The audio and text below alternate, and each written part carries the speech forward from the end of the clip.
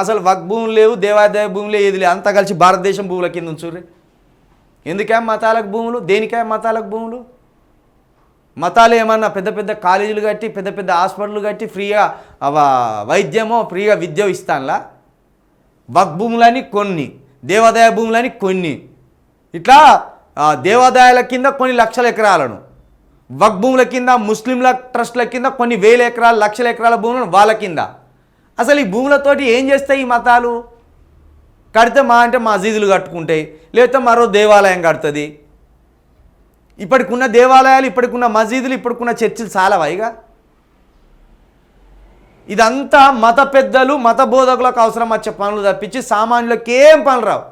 ఇప్పుడు మన దేవాలయాల కింద ఉన్న మాన్యం భూములు అంటారు. ఆ మాన్యం భూముల వల్ల మన పేద హిందువులకు ఏమన్నా అవసరం ఉన్నదా?